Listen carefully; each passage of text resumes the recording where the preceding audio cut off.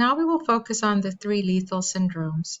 Looking back at the manifestation of the illness, there is a chain of events that occur, with the final outcome depending on the effective dose received.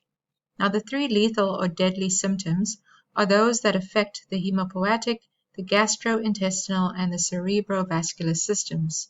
When these systems are visibly affected, acute radiation syndrome is present. The hemopoietic syndrome occurs when there is a reduced level of red and white blood cells as a result of radiation. And it's also known as a bone marrow syndrome. Now, we know the hemopoietic system is the most radiosensitive organ in the human body. Radiation doses ranging from 1 to 10 gray decrease the number of bone marrow stem cells. And when the cells of the lymphatic system are damaged, the body loses some of its ability to combat infection. I know we've spoken about this before. And because the number of platelets decrease, there is a loss of bone marrow function. The body loses a corresponding amount of its blood clotting ability, and this makes the body more susceptible to hemorrhage. Now, for persons with hemopoietic syndrome, survival time shortens as the radiation dose increases. When death occurs, it is a consequence of bone marrow destruction. As the whole body dose increases from 2 to 10 gray, let's say, irradiated individuals die sooner because the dose is increased. If the radiation exposure is not considered lethal, let's say it's in the range of 1 to 2 gray, bone marrow cells will eventually repopulate to a level adequate to support the person's life. As mentioned, it is a long road to recovery, and it can take as long as 6 months after irradiation for the body to recover. And if they do recover, there are long-term effects. The survival probability of patients with hemopoietic syndrome is enhanced by intense supportive care and special hematologic procedures. Now, those who receive doses in excess of 5 gray, such as those involved in the Chernobyl accident, they would benefit from bone marrow transplants from an appropriate donor. And during the operation, stem cells are transplanted to facilitate bone marrow recovery. And the operation, however, is not an absolute cure for patients because many individuals undergoing the transplant die from other causes like burns or other radiation-induced damages that were sustained. Either way, hemopoietic syndrome does have the 4 stages. The prodromal stage is the initial onset. They will develop nausea and vomiting. The latent stage, the symptoms disappear and it seems like they're recovering. They feel good. It lasts for 1 day to 2 weeks. Then the illness manifests itself. It comes with a vengeance. Blood cell counts drop and there's a serious infection that develops. And patients have about a 50% chance of survival if the dose is 3.5 gray. If the blood drops to really low levels and is overwhelming and an infection occurs and a blood transfusion or bone marrow transplant is not working, then of course death may result. Did you know that Marie Curie, the scientist who discovered polonium and radium, died of a blood disorder, aplastic anemia? After she discovered polonium and radium, doctors and industries they marketed products in the 20th century like radium enemas and water tonics. And Marie Curie spoke out against these treatments, warning that the effects of radiation on the human body were not well understood at that time. And in 1934, she died of leukemia or aplastic anemia caused by radiation poisoning.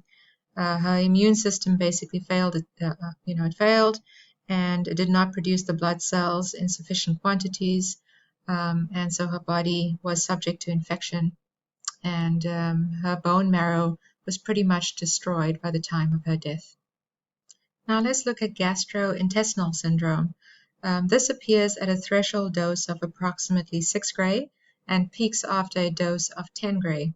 Without medical support to sustain life, exposed persons receiving a dose of between 6 to 10 gray may die between 3 to 10 days after being exposed.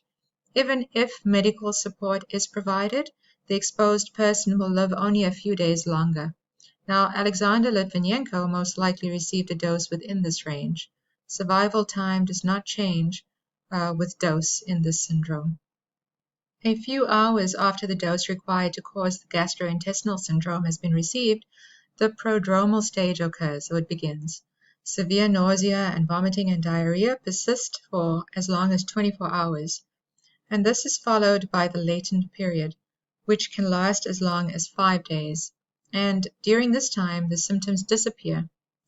The manifest illness stage follows this period of calm, and again, the subject experiences something severe, severe nausea and severe vomiting and diarrhea. Other signs and symptoms that may occur include fever, fatigue, loss of appetite. The person would feel lethargic. Anemia would follow, leukopenia, which is the decrease in the number of white blood cells. There could be hemorrhage, infection and severe damage to the epithelial cells that line the gastrointestinal tract. And such severe damage to these cells cause the death of the exposed person, like I said, within 3 to 5 days of irradiation as a result of infection. On the other hand, death is not always because of a gastrointestinal syndrome, but can also be induced by damage to bone marrow, as mentioned before in the hemopoietic syndrome. It is important to note that the small intestine is the most severely affected part of the gastrointestinal tract, because the epithelial cells function as an essential biological barrier. Their breakdown leaves the body vulnerable to infection. The body cannot absorb any nutrients, and internal or intestinal bacteria will form, and this could result in death of the patient. So let's move on to the cerebrovascular syndrome. And this affects the central nervous system and cardiovascular system, and only appears at doses of 50 Gray and above, which is a huge dose. Doses at this range can cause death within hours to 2 or 3 days, and it's the same symptoms that occur as the hemopoietic and the gastrointestinal syndromes. Plus, there is excessive nervousness and confusion and lack of vision that would occur as part of this syndrome. So after irradiation of 50 Gray, which is quite large, it just shows you how radio-resistant the cerebrovascular system actually is. But after this irradiation, the prodromal stage begins. Signs and symptoms will include excessive nervousness, confusion, nausea, vomiting, diarrhea, loss of vision, like mentioned. And the latent period, which is the period of calm, it lasts for up to 12 hours. And during this time, the symptoms lessen or disappear. And then after the latent period, there's the manifest illness stage. And during this period, the prodromal syndromes, they reoccur, but they occur with increased severity. And other symptoms may also appear that include disorientation and shock, periods of agitation, ataxia, which is confusion and lack of muscle coordination. That will result. There is edema in the cranial vault, loss of equilibrium, fatigue. The patient may experience seizures. They may suffer from meningitis. There may be respiratory distress. Several things could occur as a result of this. In the end, the final result of this damage is failure of the central nervous system and the cardiovascular systems, which causes death in a matter of minutes. Here is a nice overview of the acute radiation lethalities, the different stages and the symptoms that you may experience during these times. This is straight from the textbook. The Japanese atomic bomb survivors of Hiroshima and Nagasaki are good examples of human population affected by acute radiation syndrome or radiation sickness as a consequence of war. Now, follow-up studies of these survivors who did not die of acute radiation syndrome demonstrated the late deterministic effects like cataracts and stochastic effects of ionizing radiation, which is cancer. Studies of nuclear accidents have made the medical community recognize the need for a thorough understanding of acute radiation syndrome and appropriate medical support of persons affected. Now, what is the lethal dose? It's the dose to the whole body that could be lethal if the person is exposed or the population is exposed within a certain time period. The lethal dose signifies, like I said, the whole body dose of radiation that can be lethal to 50% of the exposed population within 30 days. That is what you see represented in this example. This is a quantitative measurement that is fairly precise. So the LD 50/30 for adult humans is estimated to be 3 to 4 gray without medical support. So basically 50% of the population would die within 30 days if they receive a dose of 3 to 4 gray and they do not receive any medical help. If the value was, let's say, LD 100/60, that would be the entire population, 100% of the population dying within a period of 60 days.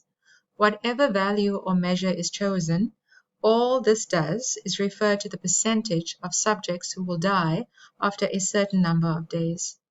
Although humans have tolerated doses as high as 8.5 gray and have survived, it is quite common that whole body doses greater than 6 gray may cause death to the entire population within the 30 days if they do not receive any medical attention. When medical treatment is prompt, it happens quickly. The patient is supported through the initial symptoms, through that prodromal stage, but there is still a question of whether long-term survival is something that will occur. So let's try and look on the bright side. Cells are capable of repair and contain a repair mechanism which is inherent in their biochemistry, repair enzymes. And after irradiation of a sublethal dose, surviving cells begin to repopulate. The process permits an organ that has sustained functional damage to regain most of its functional ability. The ability of functional damage sustained will determine the organ's ability to recover and repair itself. Oxygenated cells have a better chance of recovery than do hypoxic or poorly oxygenated cells that receive fewer nutrients. But we also know that oxygenated cells are more sensitive to radiation. So when both oxygenated and hypoxic cells are exposed to a comparable dose, the oxygenated cells are more severely damaged. But those that survive repair themselves and recover quickly.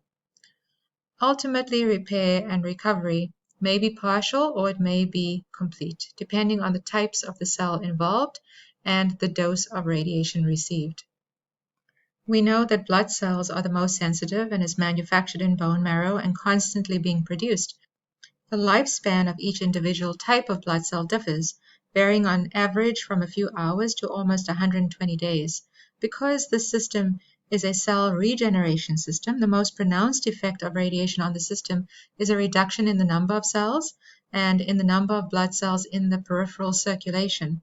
And then there's damage to the bone marrow.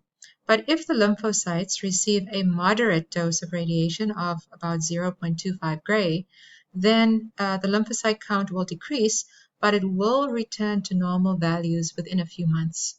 And this indicates a full recovery. Low doses or moderate doses of radiation, 0.1 gray to 2 gray, can also cause early deterministic effects in the reproductive system of the male and the female. But if it's at doses as low as this, a full recovery will occur within weeks. High doses over a short period in men and women from 5 to 6 gray, though, will result in permanent sterility. So what are cytogenetic effects?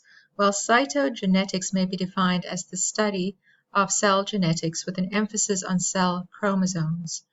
The techniques used to study and observe the chromosomes of each human cell have greatly contributed to the genetic analysis and radiation-induced chromosome damage. Studies are done through the use of a chromosome map called a karyotype. Hopefully I'm saying that correctly. Also, what was found is the metaphase is where the chromosome damage is evaluated. Chromosome aberrations or abnormalities in the chromosomes can be seen during this time, and most chromosomal damage results from indirect action of ionizing radiation instead of direct action. So please take another 10-minute break, 10 to 15 minutes, and then we'll come back and have a quick look at the medical management of persons experiencing radiation bioeffects. And we'll do a quick summary on the the early effects of radiation on the human body. Okay, soon. See you then.